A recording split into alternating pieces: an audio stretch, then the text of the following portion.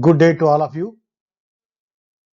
As usual, we are on numericals because numericals are like mathematics. So if you solve correct, then we get a full marks. If it is a theory, law, or derivation, if you go little wrong, then we may lose either half, one, depend upon the what we have written. Therefore, numericals are scoring type questions. Therefore, we will discuss numericals of all the chapters, especially the first part. Second part contains more of reactions. First part contains theory plus numericals. So we concentrate in these area, that is in the revision area, more of numericals and mechanisms. Okay, right. So once again, I welcome you all on numericals on the states of matter, especially the one what the questions or the numericals given in the textbooks. So today I am confining to textbook numericals. What will be the minimum pressure required to compress 500 decimeter cube of air at 1 bar to 200 dm cube at a 30 degree centigrade? Okay. What will be the minimum pressure required to compress 500 dm cube of air to 200 dm cube? So you have to compress. Initial pressure equal to what? 1 bar. Okay. At that pressure, how much is the volume? 500 dm cube. So this is the volume V1 equal to 500 dm cube. And V2, we have to go up to 200 dm cube. Okay, right. So now what is the initial pressure? It is 1 bar. Okay. Then we have to calculate at what pressure we have to compress. Okay, keeping the water temperature constant. Okay, so P1 V1 equal to P2 V2. Here I don't say which law we have to use. Okay, so it is what we are doing today onwards. We are solving numericals from textbook. Therefore, you think which law we have to apply. So I am directly going for the formula part. Okay, so P1 V1 equal to P2 V2. Right. So we have to calculate P2. So what is P2? P2 equal to P1 V1 by V2. So 1 into 500 by 200, that gives you 2.5 bar. That means the minimum pressure required is equal to 2.5 bar. Very easy. This will be either for 1 mark or 2 marks. Okay, right. Because for the formula 1 mark and for the method 1 mark totally, I think it is for 2 marks question. Okay, right. Next, a vessel of 120 ml capacity contains a certain amount of gas of 35 degrees centigrade and 1.2 bar pressure. The gas is transferred to another vessel of volume 180 ml at 35 degrees centigrade. What would be its pressure? A vessel of 125 ml. Okay, so V1 equal to 120 ml contains a certain amount of gas. Okay, at 35 degrees centigrade. Okay, certain amount of gas. Okay, right. And how much pressure? 1.2 pressure, 1.2 bar pressure. So what is the initial pressure? 1.2 bar for initial volume 120 ml. Okay, question is the gas is transferred to another vessel of volume 180 ml. Okay, more capacity. Okay, that is V2 equal to 180 ml.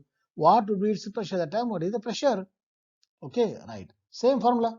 P1 V1 equal to P2 V2. Here we have to calculate P2. Therefore, P2 equal to P1 V1 by V2. Okay, so P2 equal to 1.2 into 120. Very easy method. Even mathematically, it's very easy. No need to go for the log table or any other. Very simple calculation we have to do.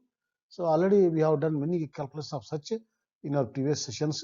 So therefore, so 1.2 into 120 by 1 it is damn easy. So therefore, the answer is 0.8 bar. That means what would be its pressure? its pressure is 0.8 bar. Using the equation of state PV equal to nRT, show that at a given temperature, density of a gas is proportional to gas pressure P. Oh, this is a kind of a revision of a theory part. Okay. So, PV equal to nRT, ideal gas equation. Okay. Right. So, therefore, what I do, what is P equal to? P equal to nRT by V. nRT by V. Here, what is N? Number of moles. How to calculate number of moles? First chapter. Mass given by molar mass. So, mass given is denoted by small m and molar mass by the capital M to differentiate. Therefore, N means here, N means small m by capital M. Okay. Therefore, in place of N, if you write P equal to M by M RTV as usual, RT by V as usual. Okay. Right. Now, once again, this M and V, these two factors. Okay. What is this? M by V. Mass by volume. What is density? Density equal to mass by volume. So, in place of M by V, so let us write D. So, therefore, P equal to, this is D RT by M. Here it is. Here it is. Okay. So, P equal to DRT by M. Right. So, now, what is D equal to? After the cross multiplication, D equal to P into M by RT. Okay. R is gas constant. Temperature, pressure remains the constant. And molar mass is also fixed. No, it is the same value. So, it is also taken as a what? A constant. So, in all these are constants, automatically D is directly proportional. This is nothing but what D is equal to constant into P. Or D is proportional to the P or P is proportional to the D. That means at a given temperature, density of a gas is proportional to gas pressure P is done here. Okay, it is shown here. So it is already told in our previous session. It's a small recap of the revision. Okay, right. Now, what will be the pressure of the gaseous mixture when 0.5 liter of hydrogen and 0.8 bar at 0.8 bar and 2.0 liter of dioxygen at 0.7 bar are introduced in a 1 liter vessel at 27 degrees centigrade. Oh, right, right, very good. Okay, right.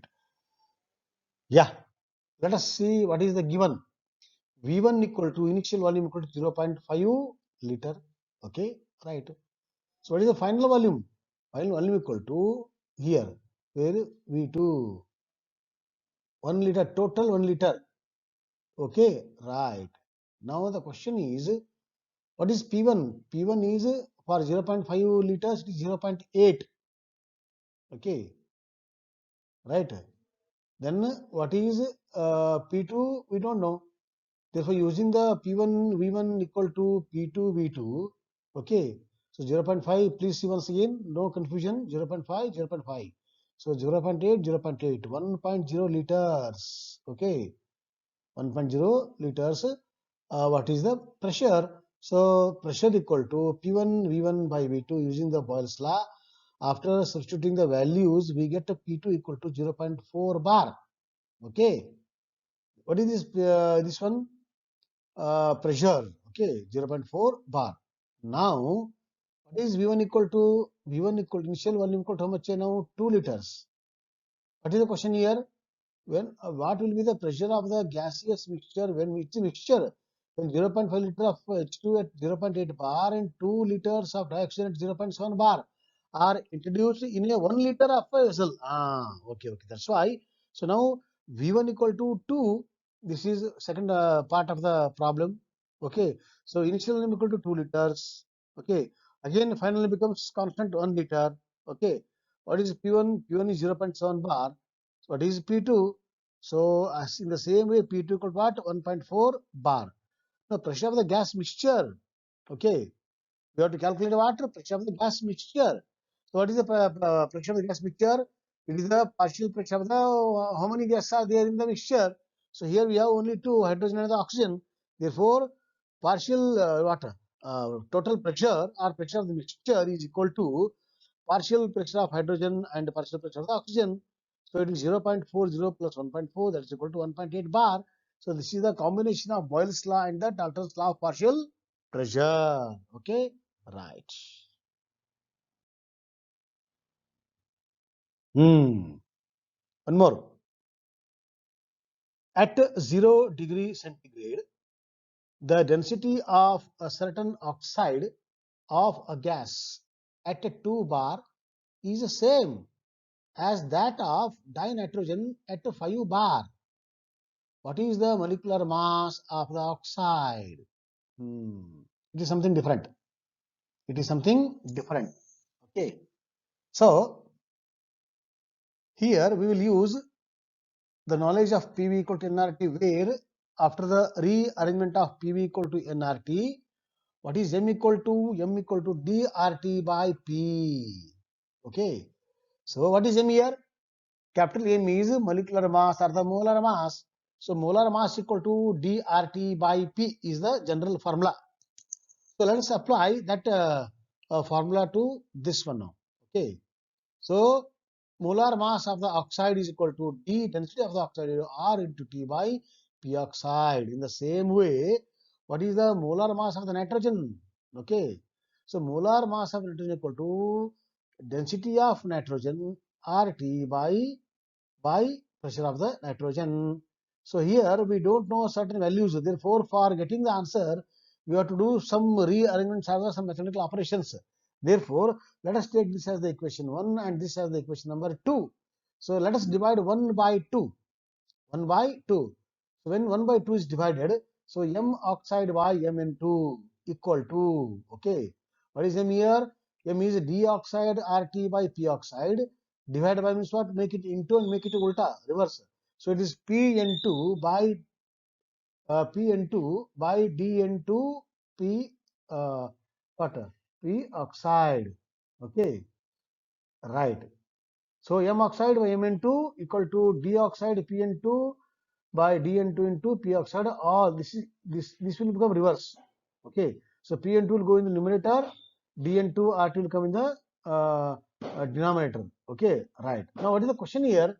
Question is the density of a certain oxide of a gas at 2 bar is same as that of nitrogen at 5 bar. It means density is the same here. So density of oxide and density of the nitrogen both are same. So when these two are same, so these two gets cancels. Already RT got cancelled. Yeah. Okay, so RT gets cancels, and D oxide Dn2 due to the similar density they are also removed. So what we are left here? We are left with what? M oxide by Mn2 equal to Pn2 by P oxide. Okay, therefore molecular mass of the oxide equal to Pn2 into Mn2. Okay, this should cross multiply. This multiply. Okay, then this one. So M oxide equal to this into this by this one. Okay, so 5 bar by 2 bar, the value is given into 28 gram. That is the what? Molar mass of the nitrogen. 14 is the one, 2 are there. It is 28 gram per mole. So therefore, when you simplify this to 2.5 into 28, that gives you 70 gram per mole. Okay. So what is the molar mass of oxide? Molar mass of oxide equal to 70, or molecular mass equal to 70 gram per mole. So in this way, using the PV equal to nRT, we have done this example. Okay, right, very good. Now we'll go to the next example. Okay, okay. Pressure of 1 gram of an ideal gas A at 27 degrees centigrade is found to be 2 bar. When 2 gram of another ideal gas B is introduced in the same flask at same temperature, the pressure becomes 3 bar. Find a relationship between their molecular masses. This is very important. Okay, this has occurred many times in the previous examinations. Okay, right. So for gas A, we'll apply the PV equal to nRT formula. Okay, so PV equal to, in place of N, what he has taken? Mass of A by the molar mass of A. Okay, so PA by V equal to MA by MA into RT for A gas. Similarly, for the B gas, PBV equal to MB by MB into RT. Again, I am repeating here to solve. Sometimes you have to rearrange some equations or you have to apply some special steps here without affecting the rules and regulations of the basic mathematical operations. So what I am doing here, divide the equation 1 by 2. Okay, so PAV by PBV means what? VV gets cancels. Therefore, it is PA by PB, right? So here RT gets cancelled. So what we get here? MA by MB. Okay, then this becomes the ulta. Okay, so therefore MB will go in the numerator. So MB by MA. So molecular mass one side, given mass another side, pressure one side. So this is called rearranging the equation to get the answer. So PA plus PB equal to what? 3. Okay, because the 3 is there, no, becomes 3 bar here. So therefore, PA plus PB equal to 3. So then what is PB equal to? PB equal to 3 minus 2. That is equal to 1 bar. Already 2 bar is given, no, in the numerical only. Excuse me. Therefore, PB equal to 1 bar.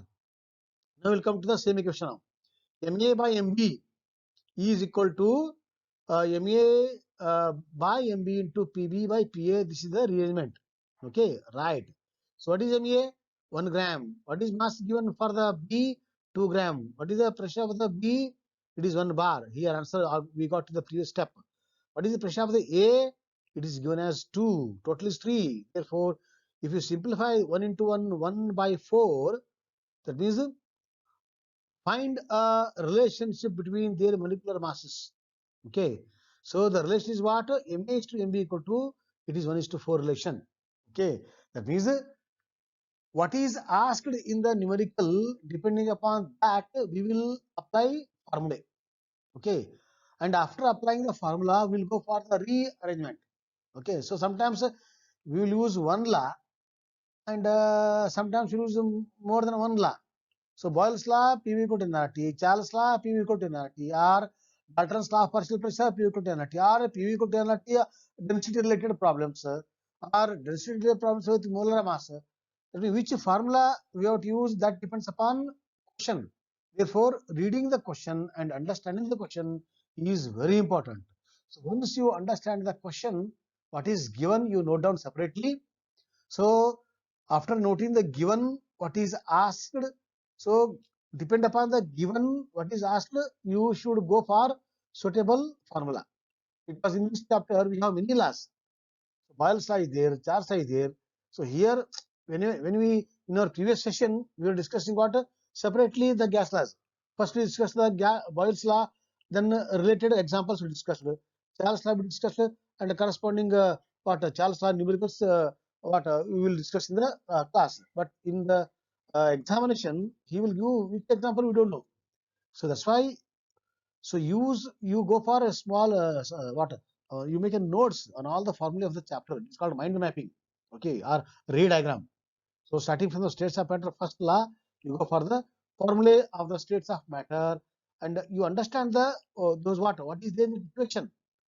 That is understanding the terms. So once you understand the terms, okay, then we will come to know that this formula is useful for this problem. Sometimes first of one formula, second of another formula, and at the end we will go for third formula. So combination of 3 formula will be there in some problem that carries 5 marks. Okay. So from the states of matter, normally we get either 2 marks or 3 marks. If he is clubbing A, B, C sub questions, that time we will go for the 5 marks also. So therefore, uh, we have to be very wise in deciding which formula we have to select for a particular example. So numericals, once again I'm saying, they are like a scoring. So if you solve stepwise, full marks. But in the theory, small definition wrong, one small word, so we may lose half 1 mark. But in numerical, there is no chance to lose a single mark if you solve correctly. That's why numericals are like mathematics scoring subject. Therefore, please concentrate on numericals and of all the first 4 chapters of first part of chemistry. Second part, we don't have any numerical, except in the case of what? Hydrogen, where in the hydrogen peroxide, there using the Avogadro law, we will do. Otherwise, the second part is full of reactions. First part is theory plus numericals. With this hint, I am winding today's session, and in the next session we are going to start NCERT questions of the end chapter. Okay, there are some questions which are given at the end of the chapter, so that's also very important. So those examples we'll discuss. Till then, keep studying for the forthcoming examination. Have a nice time. Thank you, my dear students.